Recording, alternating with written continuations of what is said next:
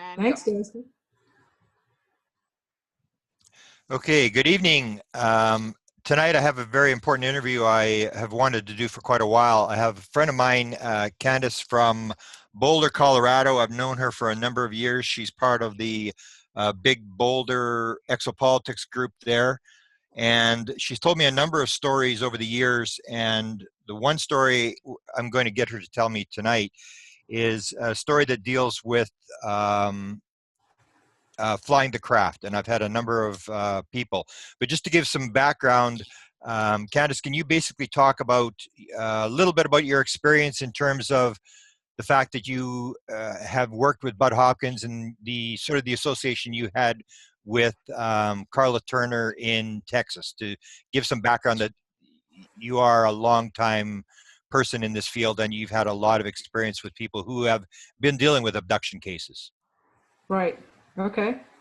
Yeah. So I've been having experiences for a long time, and one that I had in 1975.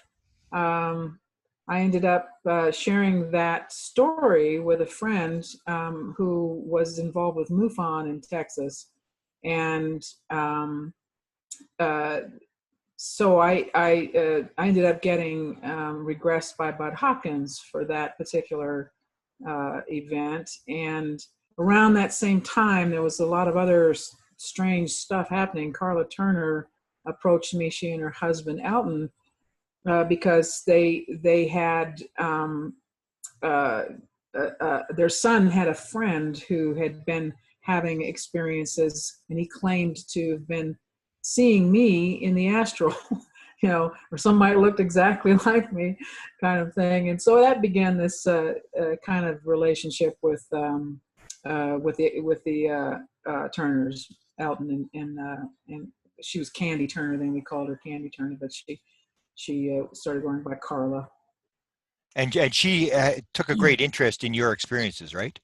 She did, right. And actually she wrote her experiences in her book called Into the Fringe, and my involvement with them and the story that she approached me about originally is in there. And I asked her at the time, I was pretty nervous, a lot of this stuff was going on, and I wasn't wanting to, come out or have anybody know what was happening around all of that. And so I asked her not to use my name, my real name. So she said she would change the name to Anne. So I'm Anne in that book.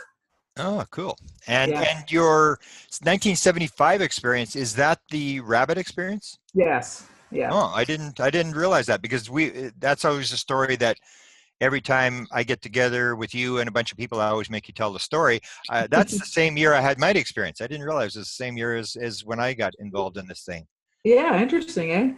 Yeah. Yeah, So, that was a good year.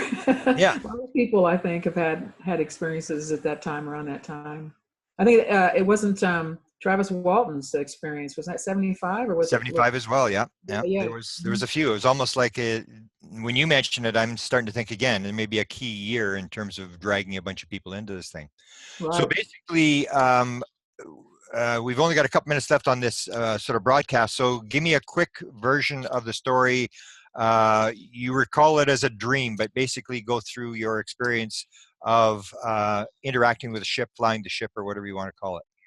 Right. Yeah. So in the dream, I'm on the ship, and the ship has got like a big, huge bay window that stretches across the whole length of the ship, practically. And there's a panel on the bottom, and there's a lot of stuff on the panel, lights and these half domes that are, sticking up on the panel. And I'm aware that there's people around, beings, but I don't really remember what they look like. I just remember having that feeling like they're around. And it seemed to me like, that I was not only in communication with the ship, but with them. And I say communication with the ship because I had this like knowing that all I have to do is put my hand over this dome. I didn't actually touch the dome. I just kind of, waved my hand over the top of it. And in the process of doing that, I was thinking at the same time about where I wanted to go.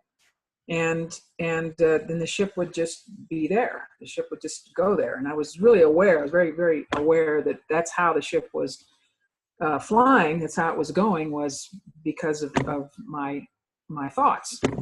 So yeah, that's how I was flying it. Wow. And did you feel like you had an interaction with the ship, or is that what you were Oh, yeah. mentioning?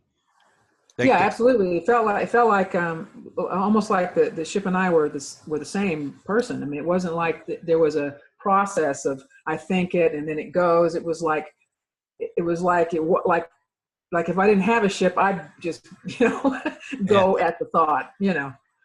Wow. Yeah. And you've had a bunch of other experiences. Do they usually come as dreams, or do they, or you have some that actually you recall, like almost like real time things, where you wake up and you know that you've been taken?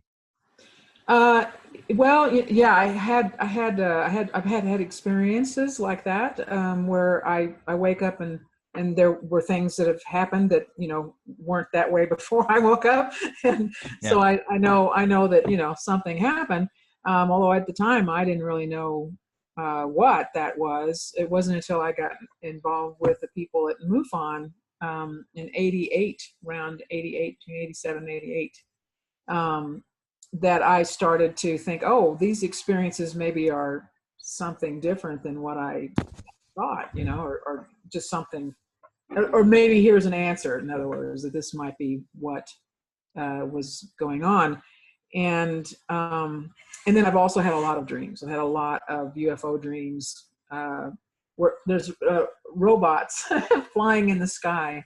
I mean, and a lot. I've had just so many UFO dreams. A lot. Wow. And we'll go through those, and we'll maybe do a broadcast where I'll get you to talk about music, because we've just released the music book. So, and you're in the music book, so Great. Yeah. we'll go through that. So Good. we'll stop for today, and we'll do another interview at a later time. Okay. Wonderful. Thanks, Grant.